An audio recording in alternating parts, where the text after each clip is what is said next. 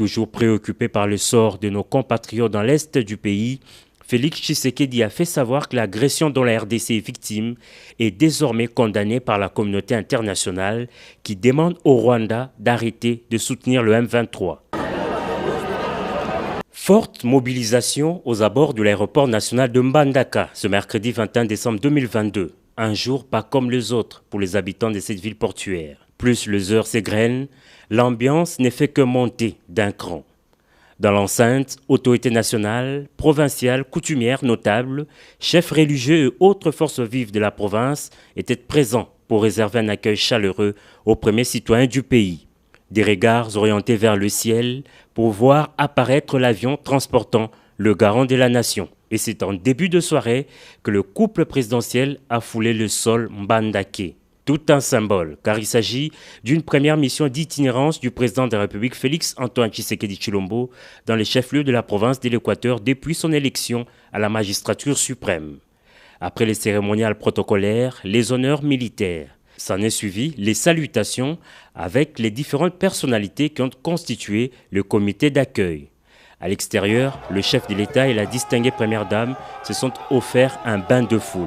Noyé dans cette masse, le couple présidentiel a véritablement communié avec cette population amassée le long des principales artères de la ville. Une procession qui s'est poursuivie jusqu'au terrain situé à l'esplanade de la maison communale de Wangata, dans le centre-ville de Mbandaka, où plusieurs milliers de personnes l'attendaient pour son grand meeting. Introduit par le gouverneur de province, le chef de l'État prenant la parole a commencé par présenter des excuses pour le nombreux reports de sa visite dans cette province. Toujours préoccupé par le sort de nos compatriotes dans l'est du pays, Félix Tshisekedi a fait savoir que l'agression dont la RDC est victime est désormais condamnée par la communauté internationale qui demande au Rwanda d'arrêter de soutenir le M23. En ce qui concerne les vécus quotidiens de cette population rendus difficiles par l'inexistence du courant électrique et le manque d'eau potable, le président de la République a répondu en présentant le programme de 145 territoires comme celui qui va apporter des solutions durables. Il y a 145 territoires pour Congo Nabiso Mobimba. Et Salemi et Tongami na 145 territoires. Ba territoire nyonso wana soki to bandi mosala ya kobongisa yango kotonga yango na banzi tokosilisa makambo ebele o ezali kotungisa biso lelo. Makambo lokola ya courant na mai ezali na kati ya programme wana. Na yepe awa na Mbandaka boyoki na obike na kozonga kaka mokolo ya la veille ya Noël le 24. Mais boyeba que le 24 wana tokobanda likamboyo tolobi enrôlement ya ba électeur po na maponomi o ya 2023. Yango ngana lingi kopesa ndakisa awa na Mbandaka pona ko honorer bana ya province ya Équateur pe ko lakisa bango nzela ya kokende ko s'enrôler. Le meeting s'est ensuite transformé en tribune d'expression populaire. Dans ces échanges, le chef de l'État a écouté et a promis d'apporter urgemment des réponses aux préoccupations de cette population. Les assises de la conférence de gouverneurs qui s'ouvre ce jeudi examineront en profondeur les réalités de cet espace, mais aussi de l'ensemble du pays.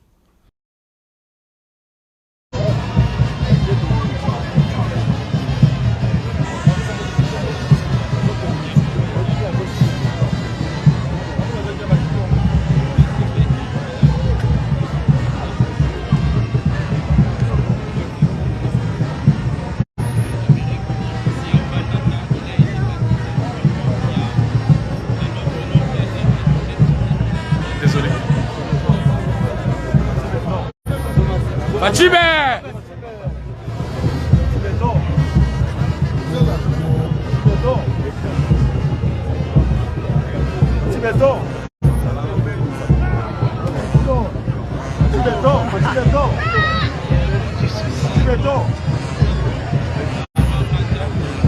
J'ai le plus Belles images. Fatibé! Fatibé! Fatibé! Mukwata Molube! Moamaïbe! Moana Mwambabe! Fatibé! Oh, André, vous n'avez pas dit. Le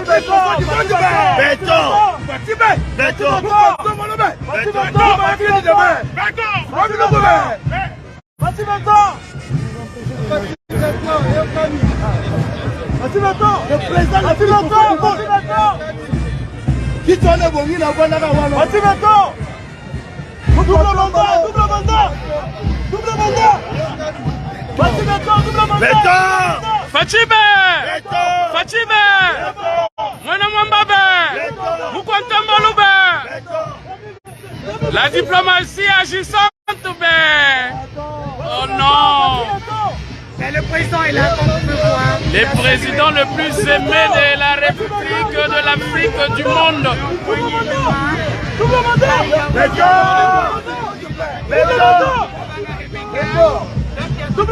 double mandat.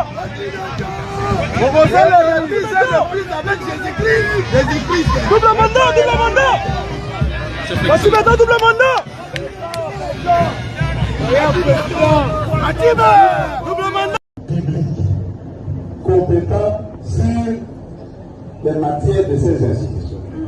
Et nous laissons les personnalités directement concernées tirer les conséquences de cet état des choses. Il n'y a pas d'injonction à donner.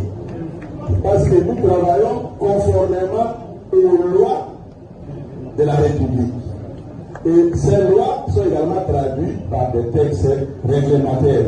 Il ne sert à rien de nous tirer sur ça, il ne sert à rien d'avoir des préoccupations. Tout le monde est suffisamment mûr pour comprendre ce qu'il y a à faire dans ces cas. Autrement dit, vous pouvez appartenir à l'opposition. Et si la République a besoin de vous comme ambassadeur à l'ONU, le président de la République peut tout à fait prendre un acte qui vous nomme ambassadeur à l'ONU alors que vous êtes issu de l'opposition. Parce que l'ambassadeur à l'ONU, ce n'est pas un poste partisan, c'est un poste au service de votre pays. Mais il y a des conséquences par rapport à ça. Vous ne pouvez pas avoir un rôle actif dans votre parti, vous ne pouvez pas avoir un rôle partisan parce que vous êtes au service du bien commun.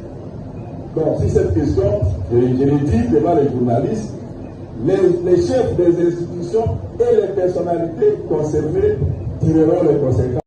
Mais il y a des conséquences par rapport à ça. Vous ne pouvez pas avoir un rôle actif dans votre parti, vous ne pouvez pas avoir un rôle partisan parce que vous êtes au service du bien commun. Donc, sur cette question, je l'ai dit devant les journalistes, les chefs des institutions et les personnalités concernées tireront les conséquences de ce que nous venons de dire, ça qui est des injonctions particulières à l'intérieur. Ils le feront en âme et conscience. Voilà, il faut que ce soit clair pour qu'on soit, on ne traite pas déjà comme si c'était des mineurs non émancipés, hein, comme si on ne connaissait pas les règles de vie institutionnelle dans la République. Voilà. Nous, comme parti politique, comme organisation politique, avec ce que nous avons comme ambition, comme cadre, comme membre, comme structure, nous avons dit, nous avons maintenant un nouveau cas. Après nos assises, nous allons commencer à nous comporter comme un parti politique qui a un projet à proposer au peuple congolais et un leader qui va porter nos